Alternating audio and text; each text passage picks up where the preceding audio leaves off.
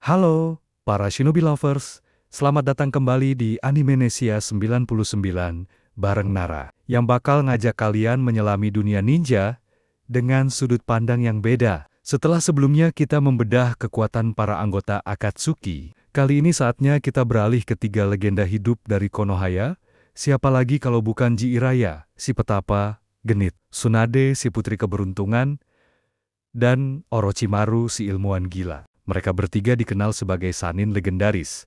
Julukan yang mereka dapat langsung dari Hanzo Salamander karena kekuatan mereka yang luar biasa.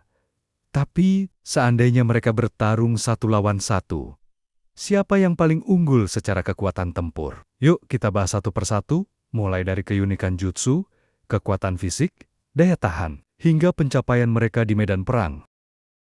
Pertama, Jiraiya.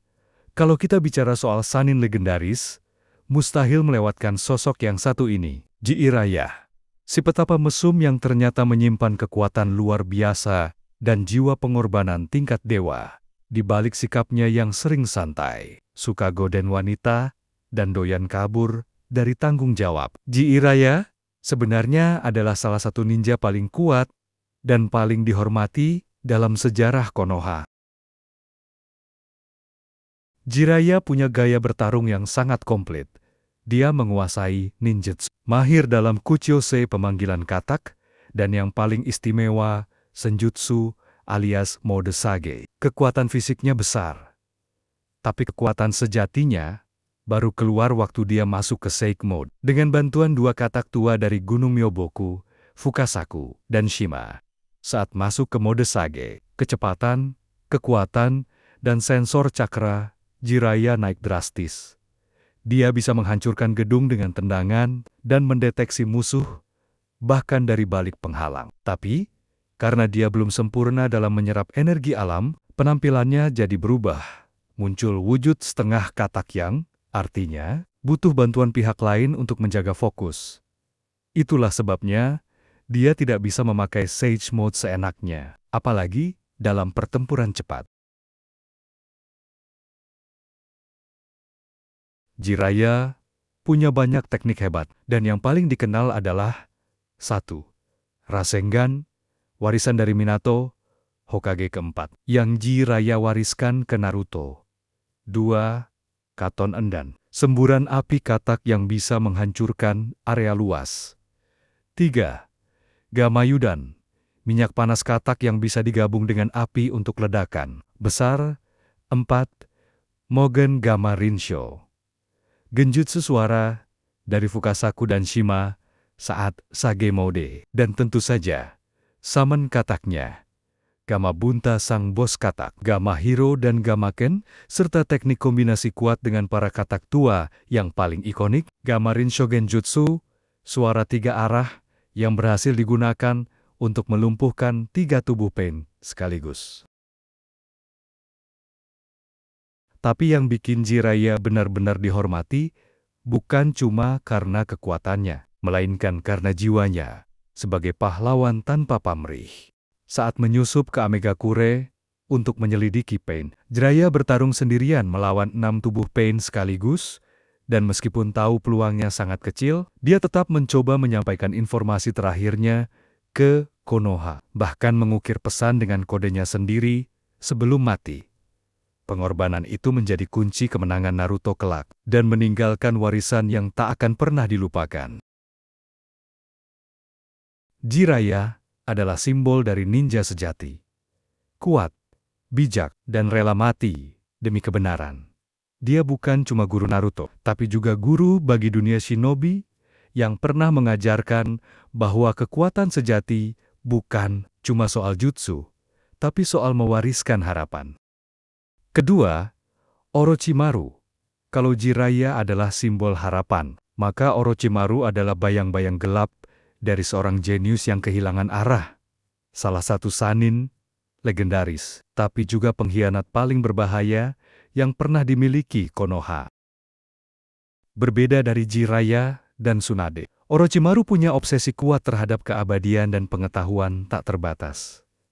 Dia percaya kalau umur manusia terlalu singkat untuk mempelajari semua jutsu, maka dia pun mengejar keabadian, Dengan cara yang tidak manusiawi, ia menculik, bereksperimen pada manusia hidup, dan menciptakan berbagai teknik terlarang, hingga akhirnya diusir dari Konoha dan jadi buronan esreng. Dari segi kemampuan, Orochimaru hampir nggak ada tandingannya. Dia menguasai semua elemen dasar, bisa memperpanjang hidup dengan berpindah tubuh, dan punya regenerasi tak terbatas selama wadah tubuhnya masih utuh. Beberapa teknik ikoniknya: 1. Edo Tensai Kuchose, teknik terlarang yang bisa membangkitkan ninja mati dengan kekuatan penuh, bahkan Kabuto dan Obito nanti memakai versi hasil pengembangannya. 2.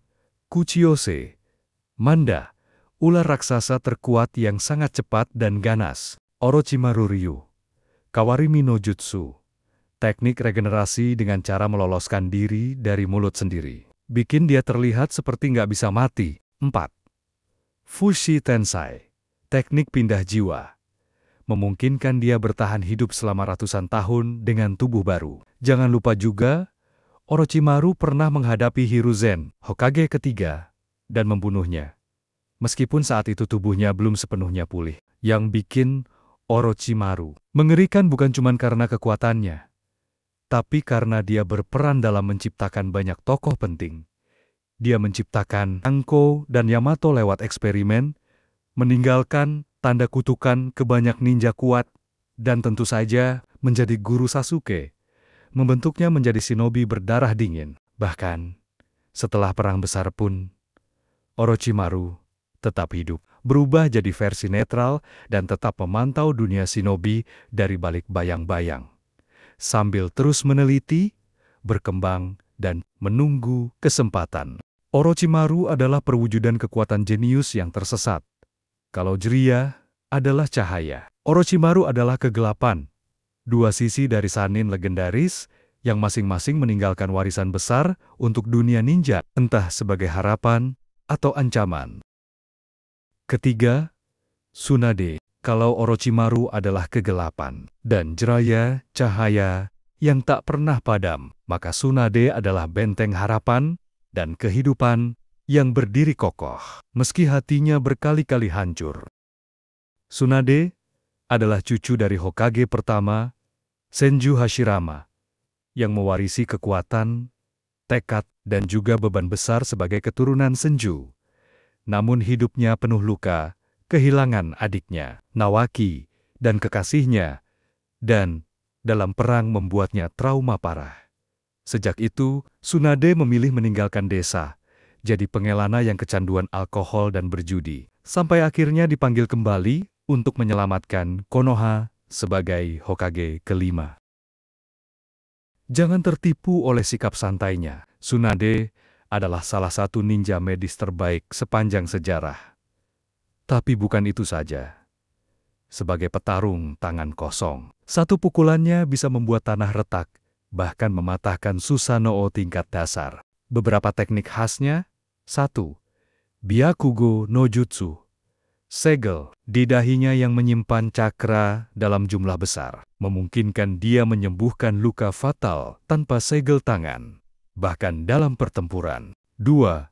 Sozo Sise kebangkitan sempurna, teknik regenerasi instan yang membuat Tsunade hampir mustahil mati, kecuali langsung dibunuh. 3. Chakra Enhanced Strength, pukulan dengan cakra terkonsentrasi, bisa melontarkan musuh puluhan meter. 4.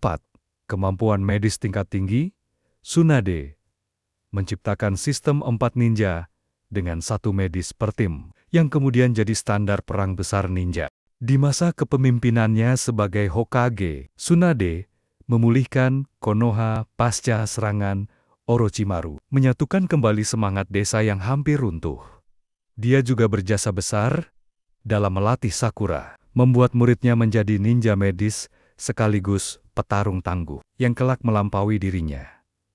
Tsunade adalah bukti bahwa kekuatan tidak hanya soal menghancurkan, tapi juga menyembuhkan. Dia membawa filosofi bahwa melindungi adalah bentuk kekuatan tertinggi. Tsunade mungkin bukan ninja yang suka bertarung, tapi kalau nyawa orang yang ia cintai terancam, dia akan berubah jadi singa betina paling ganas di medan perang, bersama Jiraiya dan Orochimaru, Tsunade melengkapi trio legendaris yang namanya akan terus dikenang sebagai Sannin yang pernah mengguncang sejarah dunia ninja. Dan itulah kekuatan tempur dari 3 Sannin legendaris. Jiraiya si petarung bebas dan bijak, Orochimaru sang ilmuwan kelam, penuh ambisi, dan Tsunade, simbol kekuatan dan penyembuhan. 3 orang ini bukan hanya kuat, tapi juga mewakili 3 jalan berbeda dalam dunia shinobi. Melindungi, mengejar kebenaran, dan menantang batas hidup itu sendiri. Meski akhirnya mereka memilih jalan yang tak sama, namun pengaruh dan kekuatan mereka masih membekas di generasi berikutnya. Tanpa mereka, mungkin dunia shinobi sudah lama hancur, berkeping-keping. Dan sampai di sini dulu, video dari Animensia 99. Buat kalian yang penasaran, seberapa besar perbandingan kekuatan Sannin ini jika dibandingkan dengan para Akatsuki atau bahkan Kage dari berbagai negara. Pastikan kalian nyalain loncengnya dan tunggu video selanjutnya. Jangan lupa, like kalau kamu suka, komen siapa Sannin favoritmu, dan kenapa, serta subscribe biar nggak ketinggalan ulasan anime paling seru lainnya.